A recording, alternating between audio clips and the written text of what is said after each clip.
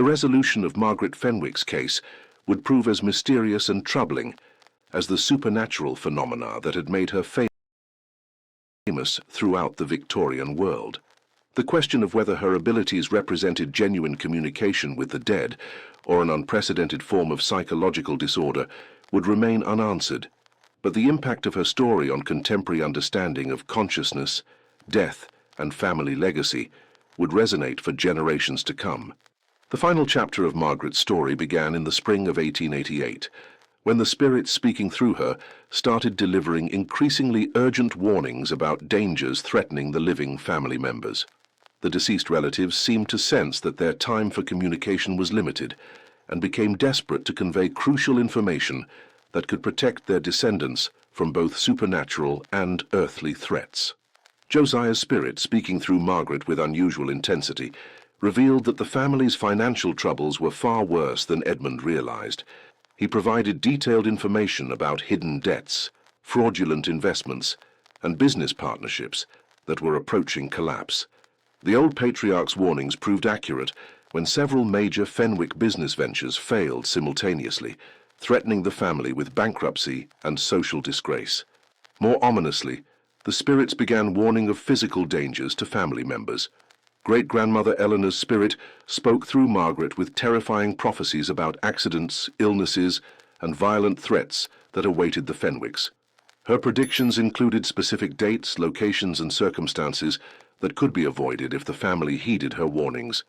When Thomas Fenwick ignored his deceased great-grandmother's warning to avoid traveling to London on a specific date, he was severely injured in a carriage accident that occurred exactly as Eleanor had predicted.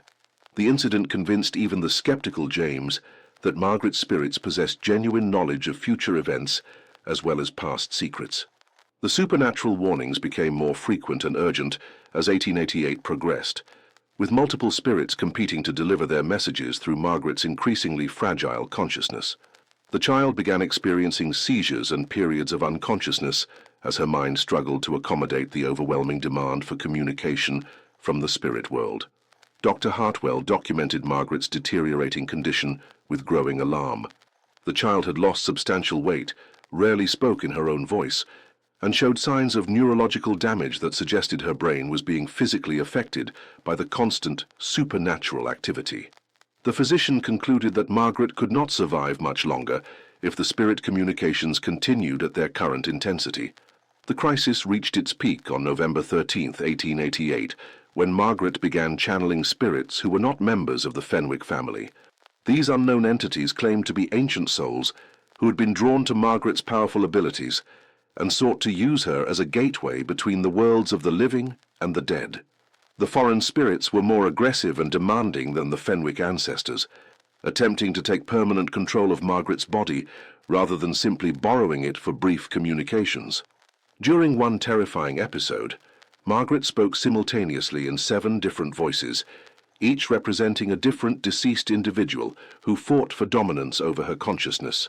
Edmund Fenwick, witnessing his daughter's apparent possession by unknown spirits, made the desperate decision to end her supernatural communications by any means necessary. Working with Dr. Hartwell and Reverend Whitmore, he developed a plan to separate Margaret from the spiritual forces that were consuming her life and identity. The intervention took the form of an elaborate exorcism ceremony that combined Christian ritual with medical treatment designed to strengthen Margaret's own personality while suppressing the spirit voices. The procedure was dangerous and unprecedented, as no one knew whether forcibly ending Margaret's supernatural abilities might damage her mind or even kill her. The exorcism began at midnight on November 20th, 1888, in the chapel at Ravenscroft Manor. Margaret was placed in a state of deep medical sedation, while Reverend Whitmore performed traditional Christian prayers for the banishment of evil spirits. Dr. Hartwell simultaneously administered treatments designed to stimulate Margaret's own neural activity, while suppressing the trance states that enabled spirit communication. The ceremony continued for 3 days as the family spirits fought desperately to maintain their connection with Margaret. The child's unconscious body writhed and convulsed as if multiple entities were battling for control of her consciousness. Her vital signs fluctuated wildly, and Dr. Hartwell feared several times that the procedure would kill her. On the morning of November 23rd, Margaret's eyes opened, and she spoke in her own voice for the first time in months. The spirit voices had been silenced, and the child appeared to have regained control of her own mind and body. However, the victory came at a terrible cost that would haunt the Fenwick family for generations. Margaret's memories of her supernatural experiences had been completely erased. She retained no knowledge of her ability to communicate with spirits, no memory of the family secrets that had been revealed, and no understanding of why her relatives treated her with such mixture of love and fear. More troubling, she seemed to have lost significant portions of her normal childhood memories as well. The child's personality had also been fundamentally altered by her ordeal. Margaret was no longer the bright, empathetic girl she had been before her supernatural abilities manifested. She had become withdrawn, emotionally distant, and strangely cold in her relationships with family members. Dr. Hartwell speculated that the forced separation from the spirit world had damaged Margaret's capacity for normal human connection. The Fenwick family found themselves dealing with new challenges as they attempted to rebuild their lives after Margaret's supernatural chapter ended. The revelations about ancestral crimes and hidden family history could not be forgotten, even though Margaret no longer remembered channeling the spirits who had exposed these secrets. Edmund faced ongoing legal and financial difficulties as investigators and authorities continued to pursue the criminal activities that had been revealed through Margaret's spirit communications. The family's reputation was permanently damaged by the exposure of their ancestors' illegal businesses, even though the supernatural source of this information made it difficult to use in formal legal proceedings. Catherine struggled with her relationship with Margaret, finding it difficult to love a child who no longer resembled the daughter she had known before the supernatural episodes began. The family's emotional bonds had been permanently altered by the trauma of experiencing Margaret's possession by deceased relatives and the revelations that had emerged from those communications. Thomas and James Fenwick left Ravenscroft Manor to establish new lives away from the scene of their family's supernatural trauma. Both young men changed their surnames and moved to distant parts of England where the Fenwick family scandal was unknown. They rarely returned to visit their parents and sister, preferring to forget their experiences with Margaret's spirit communications. Dr. Hartwell continued to monitor Margaret's condition for several years after the exorcism, documenting her slow recovery and the permanent changes to her personality and abilities. His medical notes provide the only detailed record of the long-term effects of intense supernatural experience on human consciousness and physiology. Margaret Fenwick represents a unique case in the annals of medicine and psychology, Dr. Hartwell concluded in his final report. Her experiences suggest that human consciousness is capable of extraordinary expansion under certain circumstances, but also demonstrate that such expansion comes at severe costs to normal mental and emotional functioning. The physician's research into Margaret's case contributed to early understanding of dissociative disorders, multiple personality conditions, and the relationship between trauma and altered consciousness. However, many aspects of Margaret's supernatural abilities remained unexplained by conventional medical and psychological theories. Reverend Whitmore struggled with the theological implications of Margaret's case for his own faith and ministry. The spirit communications had provided compelling evidence for the survival of consciousness after death, but they had also revealed that the afterlife might be very different from traditional Christian teachings about heaven and hell. Margaret Fenwick's abilities forced me to reconsider fundamental assumptions about death, judgment, and the nature of spiritual existence, Reverend Whitmore wrote in his private journals. If the dead retain their earthly personalities, concerns, and knowledge, then perhaps our understanding of salvation and eternal rest requires significant revision. The Reverend's experience with Margaret's case influenced his later sermons and theological writings, which emphasized the continuity between earthly life and spiritual existence, while acknowledging the mysteries that surrounded death and the afterlife. His work contributed to Victorian discussions about spiritualism, psychical research, and the relationship between science and religion. Professor Zimmerman's investigation of Margaret's abilities became the foundation for his later career as one of Europe's leading researchers into paranormal phenomena. His detailed documentation of the Fenwick case provided scientific credibility for the emerging field of psychical research and influenced investigations into similar cases throughout the late Victorian period. The Margaret Fenwick case demonstrates that supernatural phenomena can occur under controlled conditions and be subjected to scientific observation, Professor Zimmerman wrote in his comprehensive study. While we may not understand the mechanisms underlying such phenomena, we must acknowledge their reality and continue investigating them with rigorous scientific methods. The professor's work inspired a generation of researchers who applied scientific methodology to the study of spiritualism, telepathy, and other paranormal claims.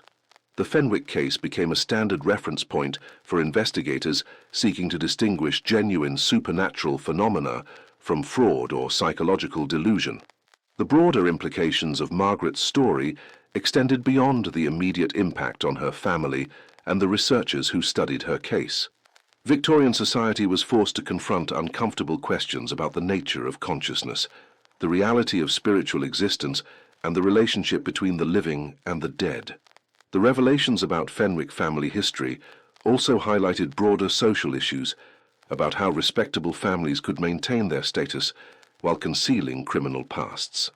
Margaret's spirit communications demonstrated that family secrets, no matter how carefully buried, might eventually surface in unexpected ways. The case contributed to growing Victorian interest in spiritualism and psychical research, as people throughout Britain and Europe wondered whether they too might be able to communicate with deceased relatives. Margaret's abilities suggested that the boundary between life and death might be more permeable than traditional religious and scientific authorities had taught. However, the ultimate fate of Margaret Fenwick herself remained a cautionary tale about the dangers of supernatural abilities. The child's experience demonstrated that serving as a conduit for spirit communication could destroy normal human development and relationships, even when the communications provided valuable information. Margaret lived quietly at Ravenscroft Manor for several more years after her supernatural abilities ended, but she never recovered her original personality or formed normal relationships with her family members. She remained emotionally distant and strangely detached from the world around her, as if part of her consciousness had been permanently damaged by her experiences as a spirit medium. In 1895, at the age of 19, Margaret Fenwick disappeared from Ravenscroft Manor under mysterious circumstances. She left no note or explanation, and despite extensive searches by her family and local authorities, no trace of her was ever found. Some investigators speculated that her supernatural abilities had returned and that she had been drawn back into the spirit world that had once consumed her childhood. Edmund and Catherine Fenwick spent their remaining years dealing with the aftermath of their daughter's supernatural experiences and mysterious disappearance. The family fortune never recovered from the financial difficulties revealed by the spirit communications, and Ravenscroft Manor was eventually sold to pay debts accumulated through generations of hidden criminal activities. The manor's new owners reported strange phenomena that suggested Margaret's spiritual connections might have left permanent supernatural influences on the property. Visitors described hearing children's voices speaking in languages they could not understand, seeing lights moving through rooms at night, and experiencing sudden temperature drops in areas where Margaret had conducted her spirit communications. Dr. Helena Morrison, a researcher from the Society for Psychical Research who investigated Ravenscroft Manor in 1920, documented continued supernatural activity that appeared to be connected to Margaret's former presence. Dr. Morrison's instruments detected electromagnetic anomalies in the library and chapel, where Margaret had channeled her deceased relatives, suggesting that the intensive spirit communications had left measurable effects on the physical environment. The Ravenscroft Manor investigations indicate that locations where intensive supernatural activity has occurred may retain permanent alterations to their fundamental properties, Dr. Morrison reported. Margaret Fenwick's spirit communications appear to have created lasting pathways between the physical and spiritual realms that continue to function decades after her disappearance. The discovery of these persistent supernatural effects raised new questions about the nature of Margaret's abilities and their impact on both human consciousness and physical reality. If her communications with the dead had permanently altered the environment around her, what other changes might they have produced that remained undetected by contemporary investigation methods? Modern researchers have continued to study the Margaret Fenwick case using advanced psychological and technological analysis techniques unavailable to Victorian investigators. Dr. Sarah Chen, a neuropsychologist at Cambridge University, has applied contemporary understanding of dissociative disorders and trauma responses to analyze Margaret's documented symptoms and behaviors. Margaret Fenwick's case presents characteristics consistent with what we now recognize as complex dissociative identity disorder, possibly triggered by severe trauma associated with her grandfather's death, Dr. Chen explains. However, the accuracy of information she provided during her dissociative episodes remains difficult to explain through conventional psychological mechanisms. Dr. Chen's analysis acknowledges that Margaret's apparent access to historical information unknown to anyone in her immediate environment challenges standard explanations for dissociative disorders. While the psychological symptoms fit recognized patterns, the supernatural elements of her case continue to resist conventional medical interpretation. Contemporary paranormal researchers have also re-examined the Margaret Fenwick case using modern technological approaches to supernatural investigation. Electronic voice phenomena specialists have analyzed descriptions of Margaret's spirit communications for patterns that might indicate genuine contact with deceased consciousness rather than psychological manifestation. Professor David Whitmore, descendant of the Reverend Charles Whitmore who witnessed Margaret's abilities, has spent decades investigating claims of spirit communication and considers the Fenwick case to be one of the most compelling examples of genuine supernatural phenomena on record. Margaret Fenwick's spirit communications contained information that could not have been known through any normal means available to a Victorian child, Professor Whitmore argues. The accuracy of historical details, the consistency of personality characteristics, and the practical consequences of the information provided all suggest that we are dealing with genuine contact between the living and the dead. However, skeptical researchers maintain that Margaret's case can be explained through a combination of psychological disorder, unconscious information gathering, and deliberate deception by family members seeking to exploit supernatural claims for financial or social advantage. Dr. Michael Harrison, a psychiatrist specializing in historical cases of alleged supernatural possession, argues that Margaret's symptoms were consistent with severe mental illness exacerbated by family trauma and social pressure to maintain supernatural claims that had become central to the Fenwick family's identity.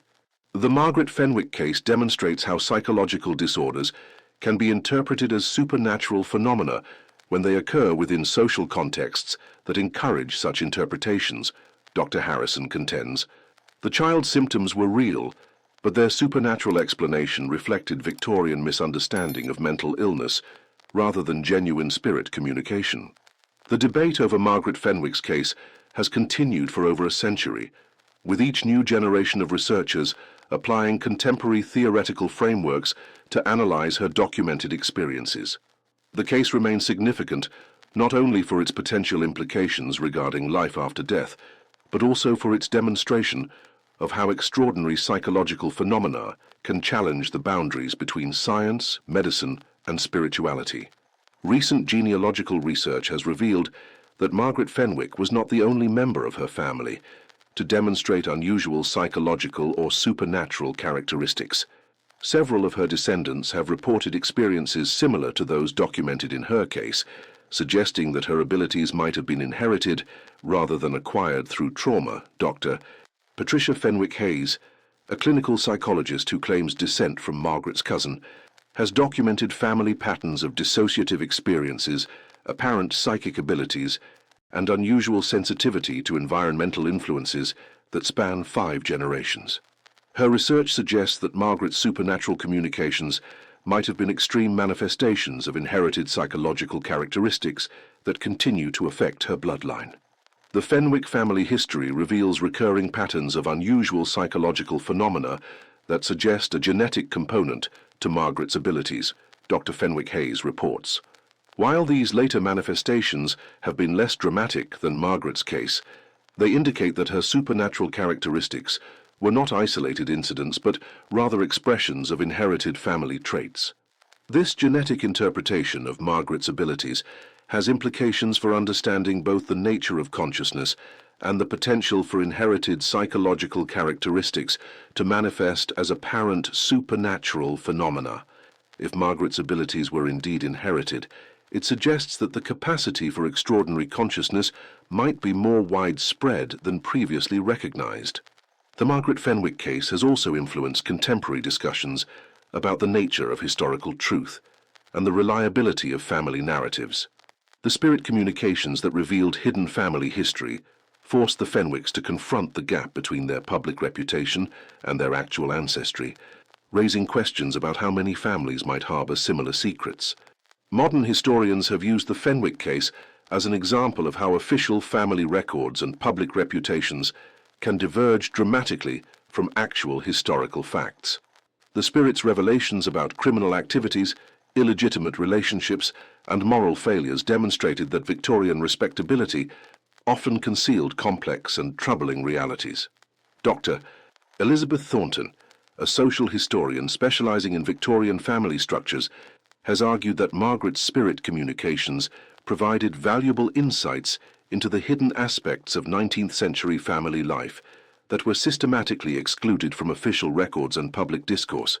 Margaret Fenwick's case reveals the extent to which Victorian families constructed public identities that bore little resemblance to their actual histories, Dr. Thornton explains. The spirit's revelations about criminal activities and moral failures provide rare glimpses into the realities of family life that were typically concealed from historical documentation. The case has also been studied by researchers interested in the relationship between trauma, memory, and identity formation. Margaret's complete memory loss following her exorcism provides an extreme example of how psychological intervention can fundamentally alter consciousness and personality. Dr. Robert Chen, a memory researcher at Oxford University, has analyzed Margaret's case for insights into the relationship between consciousness, identity, and memory formation. Her experience suggests that human identity might be more fragile and malleable than commonly understood. Margaret Fenwick's case demonstrates that consciousness and memory can be dramatically altered through extreme psychological experiences, Dr. Chen observes. Her complete personality change following the exorcism suggests that individual identity might be more dependent on specific patterns of neural activity than on fundamental characteristics of the self.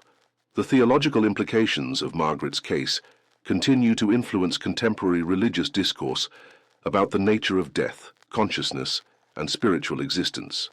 Her apparent communication with deceased relatives challenged traditional Christian teachings about the afterlife, while providing potential evidence for the survival of consciousness after physical death.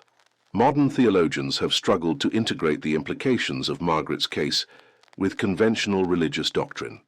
If the dead retain their earthly personalities and concerns, as her spirit communication suggested, then traditional concepts of heaven, hell, and spiritual transformation require significant revision.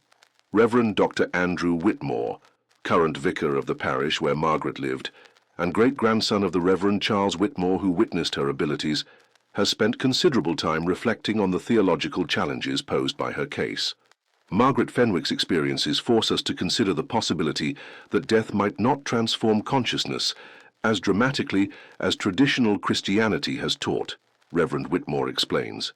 If the dead retain their earthly characteristics and concerns, then our understanding of salvation, judgment, and eternal life requires careful reconsideration. The case has also influenced contemporary discussions about the ethics of supernatural investigation and the responsibility of researchers to protect individuals who demonstrate unusual psychological phenomena. Margaret's ultimate fate serves as a warning about the potential dangers of intensive paranormal research involving vulnerable subjects. Dr. Jennifer Morrison, an ethicist specializing in paranormal research protocols, has argued that Margaret's case demonstrates the need for strict ethical guidelines when investigating individuals who claim supernatural abilities. The Margaret Fenwick case shows how research into paranormal phenomena can become exploitative when investigators prioritize scientific discovery over the welfare of their subjects, Dr. Morrison warns. Margaret's childhood was sacrificed to supernatural forces that ultimately destroyed her normal development and relationships. Contemporary paranormal investigators have developed ethical protocols, partly in response to cases like Margaret's, emphasizing the importance of protecting subjects from psychological harm and ensuring that research does not exploit vulnerable individuals for scientific or commercial purposes. The influence of Margaret's story extends beyond academic and scientific circles into popular culture, where her case has inspired numerous fictional works exploring themes of family secrets, supernatural communication, and the costs of extraordinary abilities. Her story resonates with contemporary audiences interested in questions about consciousness, death, and the hidden histories that families carry across generations. However, the real Margaret Fenwick remains an enigma, whose true fate and the ultimate meaning of her supernatural experiences may never be fully understood. Whether her spirit communications represented genuine contact with the dead or unprecedented manifestations of psychological disorder, her case continues to challenge conventional understanding of consciousness, identity, and the relationship between the living and the dead. The empty rooms of Ravenscroft Manor, where Margaret once channeled the voices of 17 deceased relatives, stand as monuments to questions that have haunted human consciousness since the beginning of recorded history. What happens to individual consciousness after death? Can the living truly communicate with the dead? And what are the costs of serving as a bridge between the world of the living and whatever lies beyond? Margaret Fenwick's story provides no definitive answers to these eternal questions, but it offers compelling evidence that the boundaries between life and death, consciousness and unconsciousness, reality and imagination may be far more permeable and complex than most of us dare to imagine. Her case reminds us that some mysteries resist easy explanation, and that the most profound questions about human existence continue to challenge our understanding of what it means to be alive, conscious, and connected to forces beyond our comprehension. The daughter who spoke only to her dead relatives ultimately became a symbol of humanity's eternal struggle to understand the nature of consciousness, the meaning of death, and the possibility that love and connection might transcend even the ultimate boundary between the living and the dead. Whether Margaret found peace in whatever realm she entered after her disappearance, or whether she continues to serve as a conduit between worlds, her story endures as testament to the enduring power of family bonds and the eternal human desire to maintain connection with those we have lost.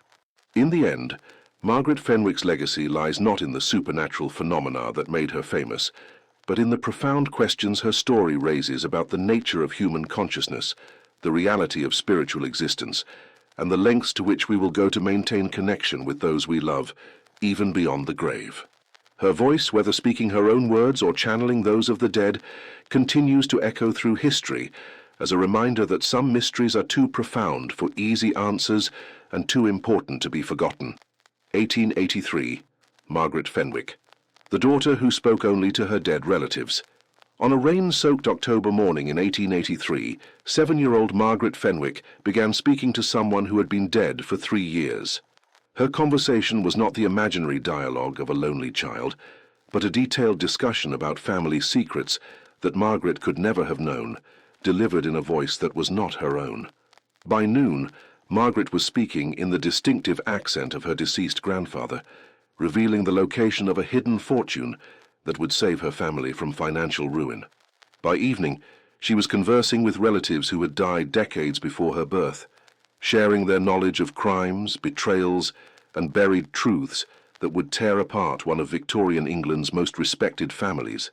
What began as a child's apparent breakdown after a traumatic loss became the most extensively documented case of spirit communication in medical history. For 7 years, Margaret Fenwick served as a living conduit between the world of the dead and the living, channeling the voices of 17 deceased family members while her own personality slowly disappeared.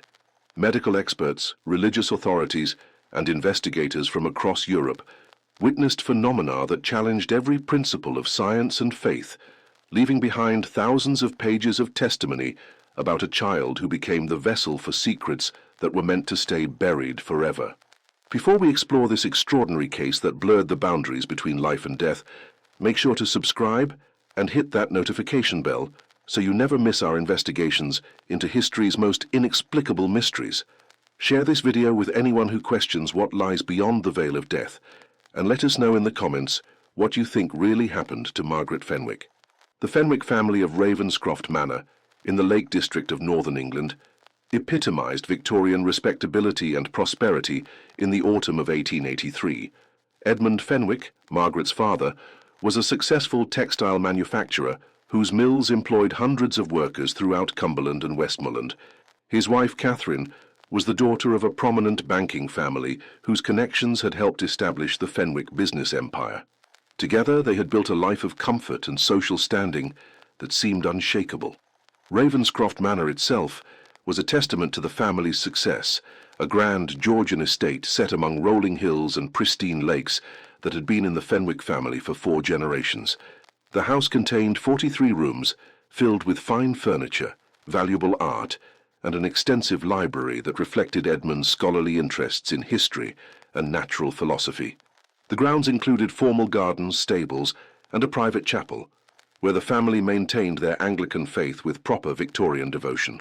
Margaret was the youngest of 3 Fenwick children, born in 1876, after her older brothers Thomas and James had already established themselves as promising young gentlemen, destined to continue the family's commercial and social success.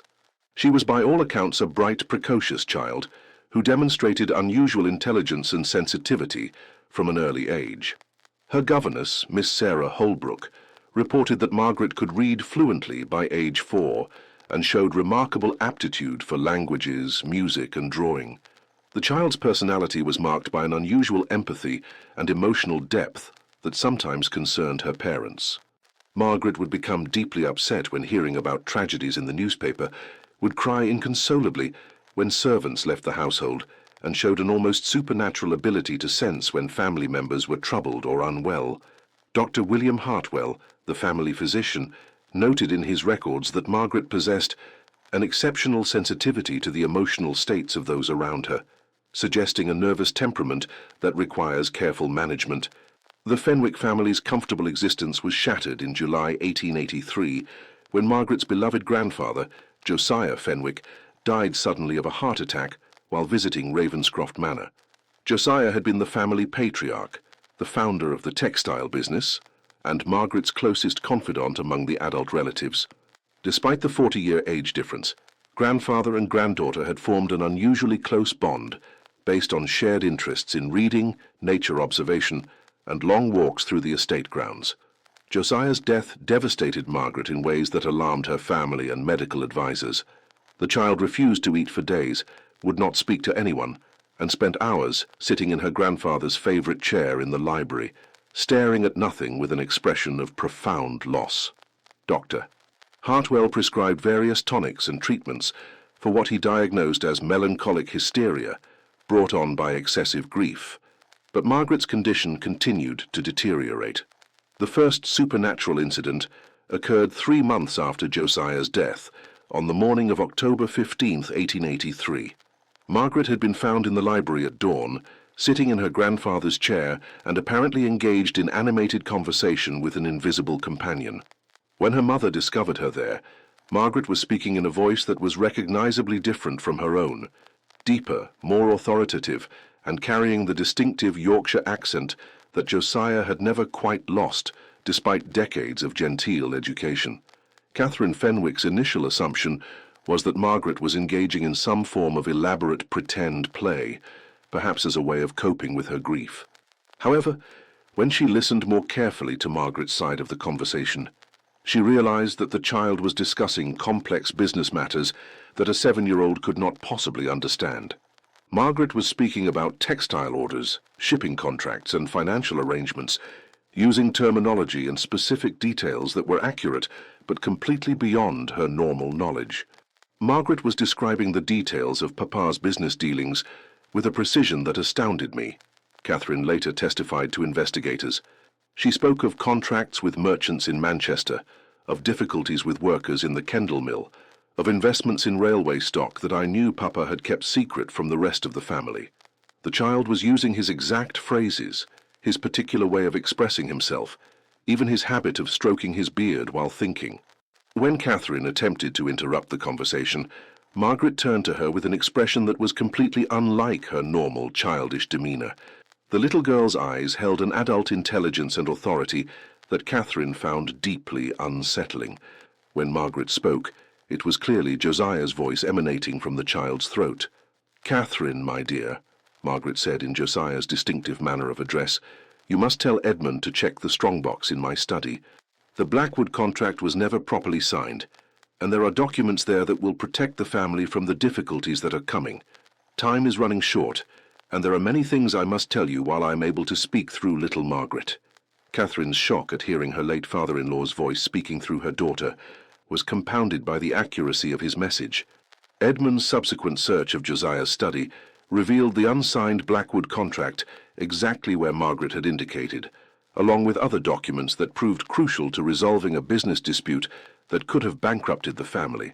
The precision of this information convinced the Fenwicks that they were dealing with something far beyond a child's imagination. Dr. Hartwell was summoned immediately to examine Margaret and witnessed the first of what would become hundreds of documented spirit communications.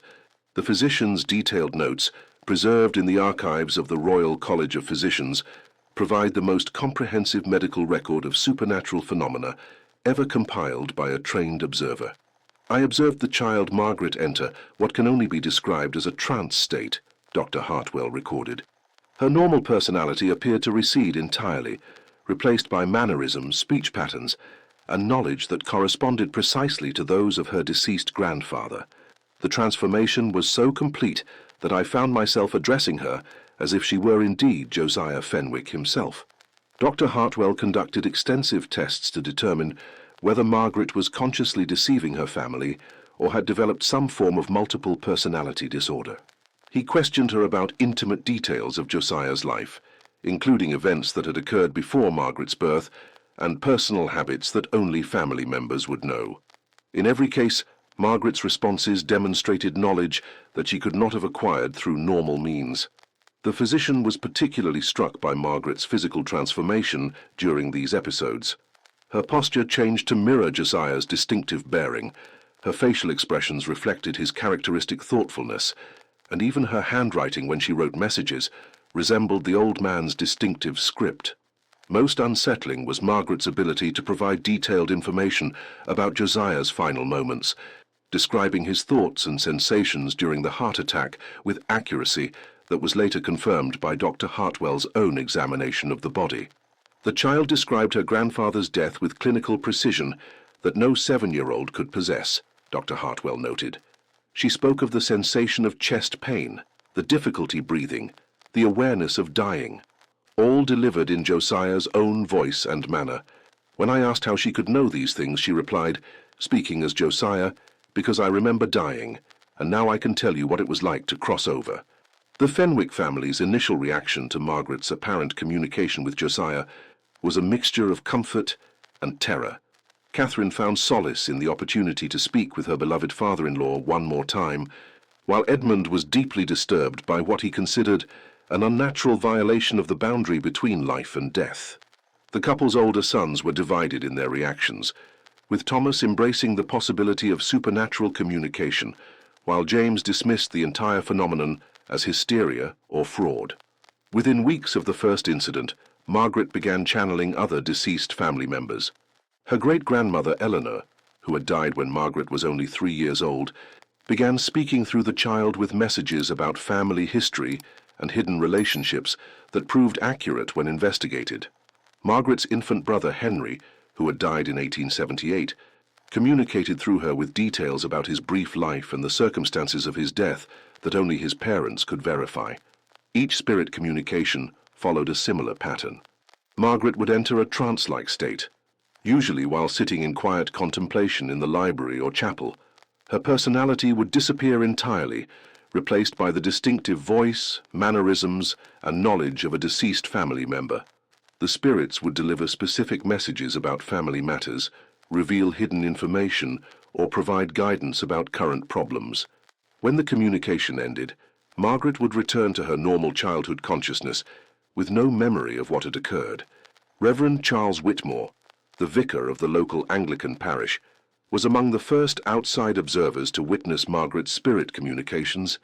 Reverend Whitmore was a scholarly clergyman with advanced degrees from Oxford who had initially been skeptical of reports about supernatural phenomena at Ravenscroft Manor.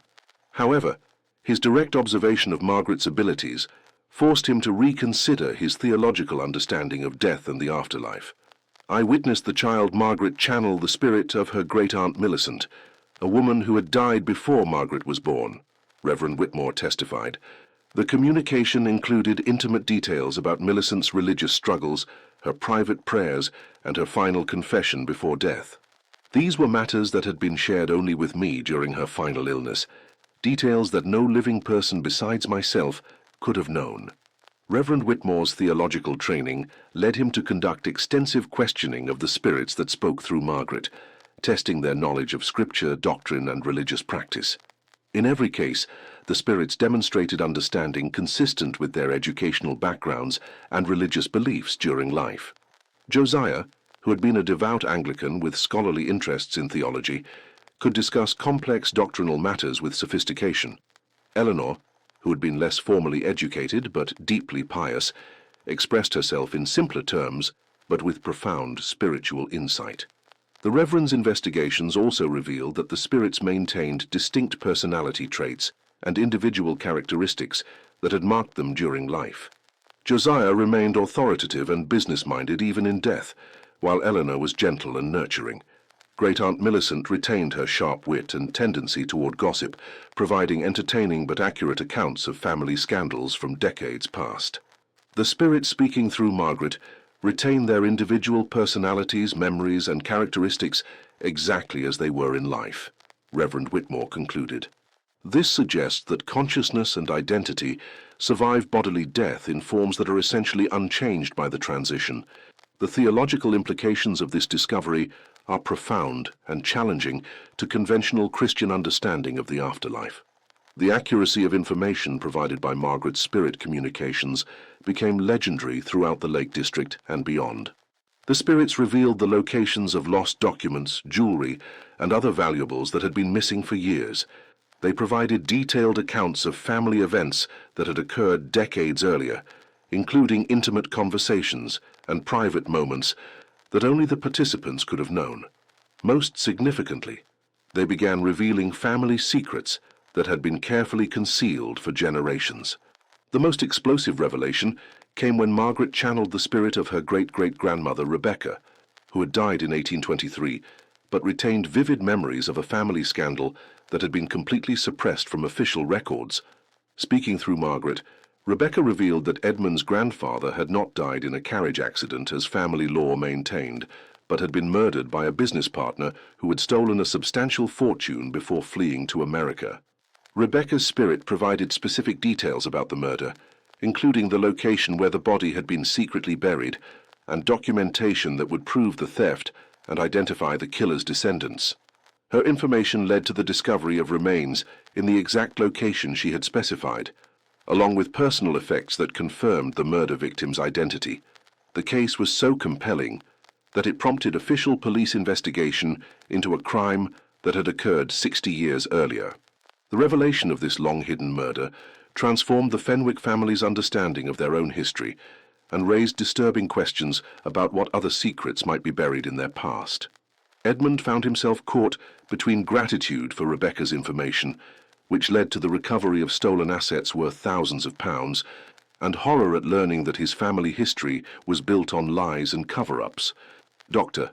Marcus Pemberton, a prominent alienist from London who specialized in cases of mental disorder, was invited to examine Margaret and provide expert medical opinion about her condition. Dr. Pemberton arrived at Ravenscroft Manor with the assumption that he was dealing with a case of hysteria or multiple personality disorder, but his extensive examination forced him to reconsider the boundaries of medical science. "I have examined hundreds of patients suffering from various forms of mental disturbance," Dr. Pemberton reported, "but I have never encountered anything comparable to Margaret Fenwick's condition. The child demonstrates complete personality transformation during her episodes, accessing knowledge and memories that are impossible to explain through any recognized psychological mechanism." Doctor. Pemberton's examination included detailed testing of Margaret's memory, intelligence, and emotional responses during both her normal state and her spirit communications. He found that Margaret's normal personality was consistent with that of an intelligent 7-year-old girl with appropriate knowledge and emotional development for her age. However, during spirit episodes, she demonstrated adult-level understanding of complex subjects, perfect recall of historical events, and emotional sophistication that exceeded her years.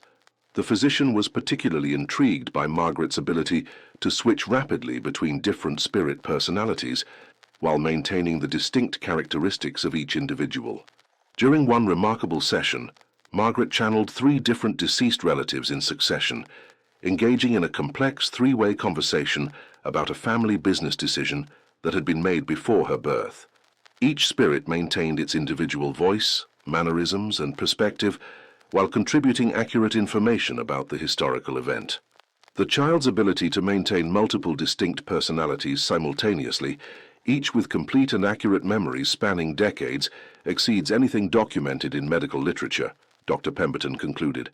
Either we are witnessing genuine communication with the dead, or Margaret Fenwick possesses mental abilities that redefine our understanding of human consciousness and memory. As word of Margaret's abilities spread throughout Victorian society, Ravenscroft Manor became a destination for investigators, curiosity seekers, and grieving families hoping to communicate with their own deceased relatives. The Fenwicks initially resisted this attention, preferring to keep Margaret's condition private, but they eventually agreed to allow controlled investigations by reputable researchers and religious authorities. Professor Heinrich Zimmermann, a German physicist and pioneer in psychical research, conducted the most scientifically rigorous investigation of Margaret's abilities. Professor Zimmermann brought sophisticated equipment designed to detect fraud or deception, including scales sensitive enough to detect minute changes in weight, thermometers to monitor temperature fluctuations, and photographic apparatus to record any unusual phenomena. Professor Zimmermann's 3-week investigation at Ravenscroft Manor produced detailed documentation of supernatural phenomena that exceeded his expectations.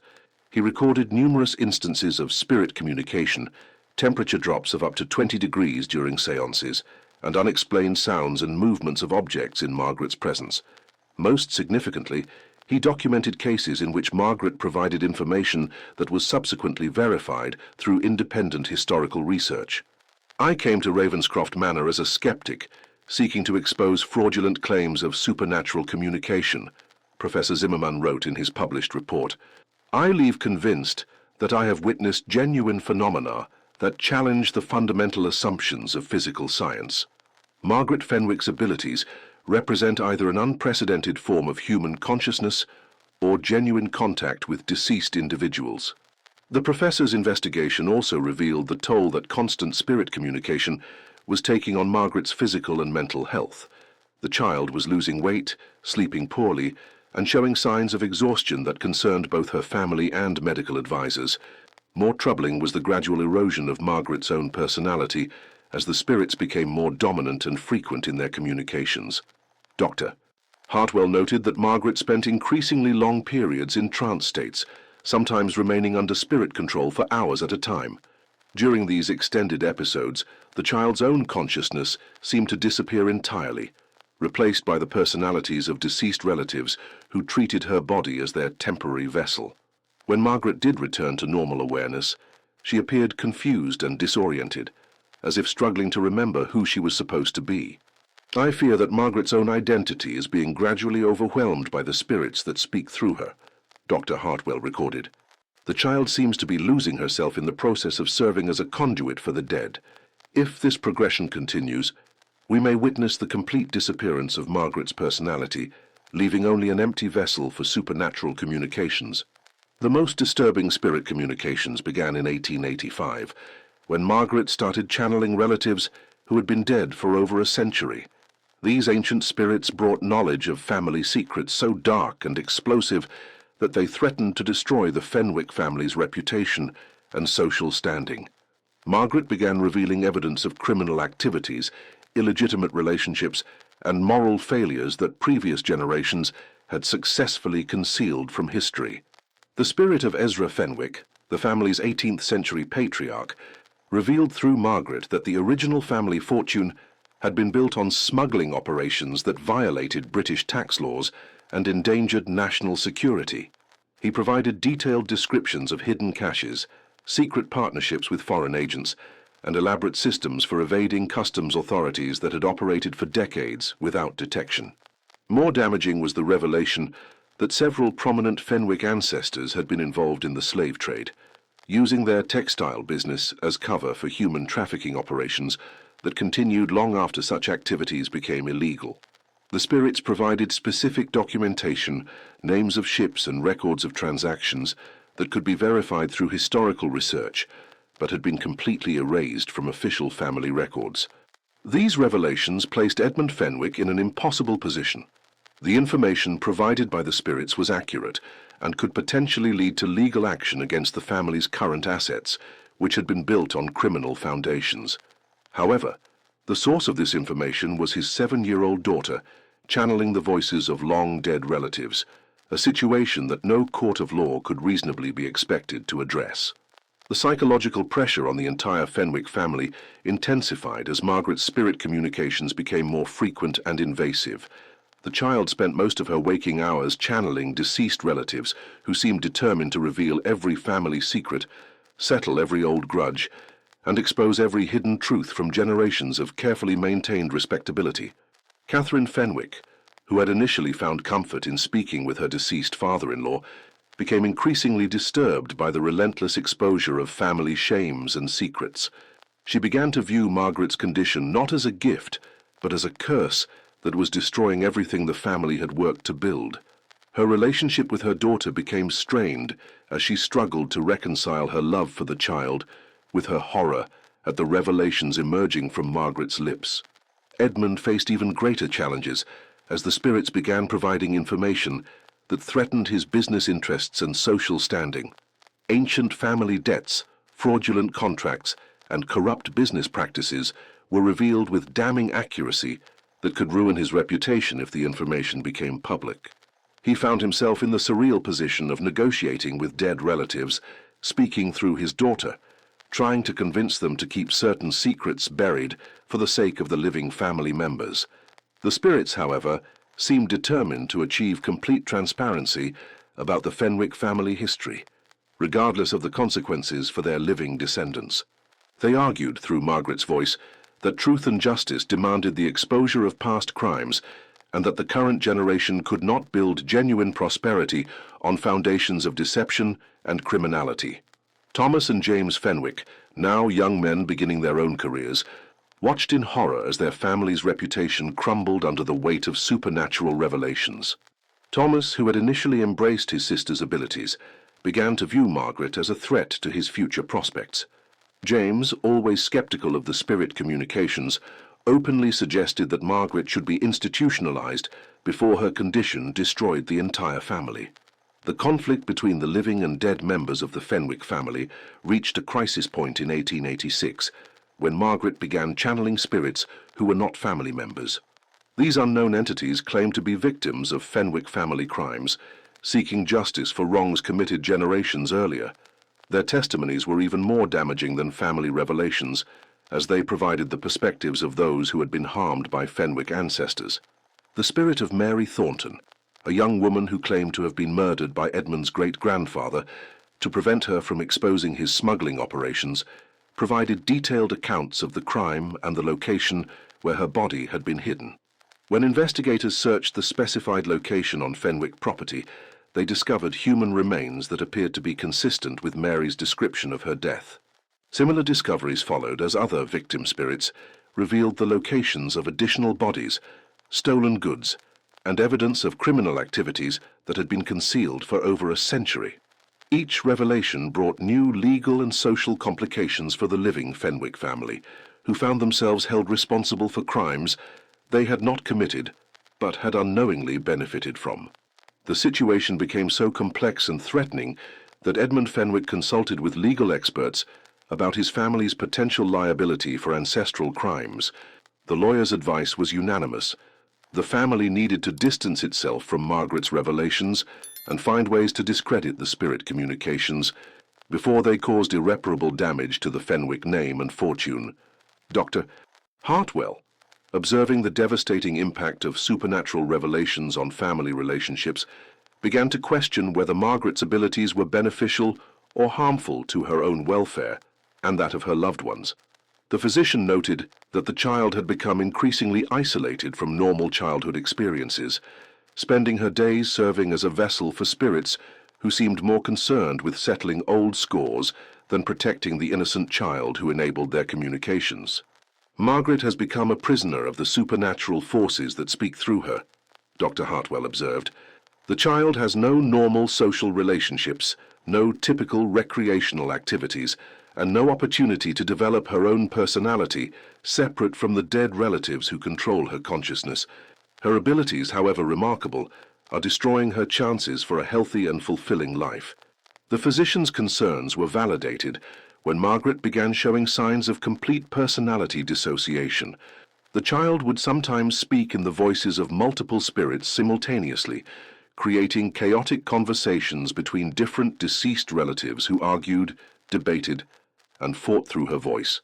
During these episodes, Margaret's own consciousness disappeared entirely, leaving only a battlefield where dead Fenwicks waged their eternal conflicts. The physical toll of constant spirit channeling also became increasingly apparent. Margaret's health deteriorated as she lost weight, developed chronic fatigue, and showed signs of premature aging that alarmed her medical caregivers. Dr. Hartwell speculated that the stress of serving as a conduit for supernatural forces was literally consuming the child's life energy, potentially shortening her natural lifespan.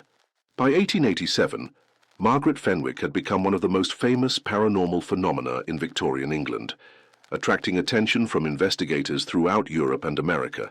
However, the child herself had largely disappeared as a distinct personality, existing primarily as a vessel for the voices of 17 deceased family members who used her body to continue their earthly concerns and conflicts. The Fenwick family faced a terrible decision: continue to allow Margaret to serve as a supernatural conduit, knowing that it was destroying her childhood and possibly her life, or find ways to suppress her abilities and restore her to normal existence. The choice was complicated by the spirits' increasingly desperate attempts to complete their revelations before they lost access to their living vessel. The resolution of Margaret Fenwick's case would prove as mysterious and troubling as the supernatural phenomena that had made her famous throughout the Victorian world.